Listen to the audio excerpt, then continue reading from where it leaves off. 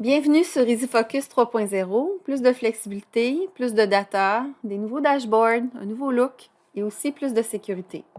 Lorsque vous allez rentrer dans EasyFocus, le système va vous demander de confirmer votre adresse courriel ainsi que votre numéro de téléphone pour assurer la sécurité.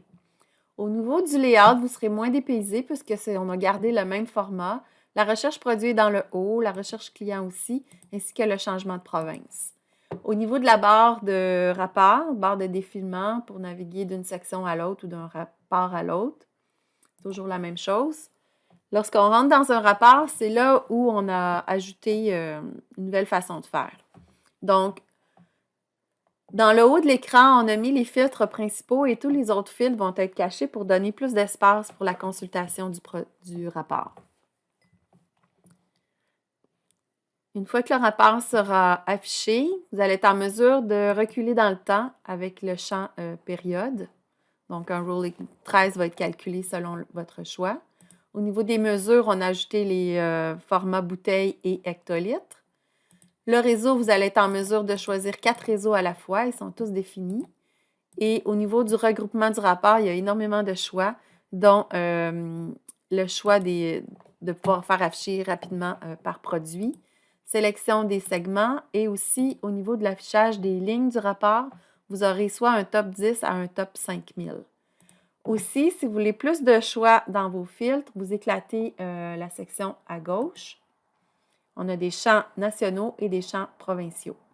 Alors, si je veux aller consulter les vins australiens, je sélectionne et je rafraîchis avec le bouton dans le milieu.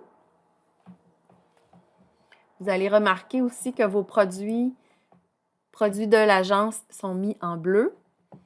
Et si je veux ajouter des colonnes dans mon rapport, je vais à droite, column chooser. Et là, j'ai beaucoup de choix pour ajouter de nouvelles colonnes. J'ai jusqu'à 50, une limite de 50 colonnes à ajouter. Alors, c'est juste de exploser la dimension.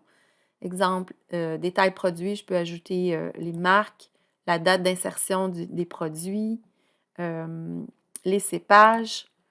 Ensuite, je pourrais aller regarder d'autres dimensions, que ce soit au niveau des ventes, les ventes par période. Alors, c'est à vous de choisir ce qui vous intéresse. Pick and choose. Au niveau des réseaux, j'éclate le réseau. Alors là, j'ai tous mes time frames R1, 3, 6, 13. À l'intérieur du time frame, j'ai mes ventes last year, this year, variation en caisse, c'est nouveau, variation en pourcentage et toutes les parts de marché qui ont été calculées. Alors, je peux simplement choisir un bloc ou à l'unité. Je pourrais aussi vouloir faire afficher mes ventes des 10 dernières années, donc choisir l'année qui vous convient ou le bloc au complet. Donc, une fois que le rapport est bien défini, je peux, à l'intérieur même du rapport, faire des tris. Donc, sur l'entête de chacun des sujets, je peux trier la marque en ordre alphabétique. Si je reclique, j'ai un ordre descendant. Au niveau de la date, un ordre numérique ascendant-descendant, un clic. Au niveau du cépage, pour aller chercher avec le filtre Cabernet Sauvignon et Pinot Noir. Je pourrais utiliser aussi la loupe, égale tout ce qui est produit chardonnay.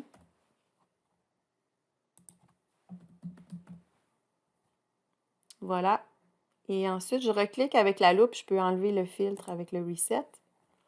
Je pourrais aussi appliquer une règle. Exemple, tous les produits depuis le début de l'année qui sont en croissance positive. Donc, au niveau de la loupe, je mets greater than 0.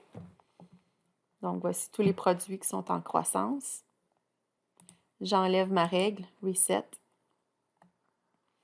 Je pourrais aussi vouloir avoir des sous-groupes.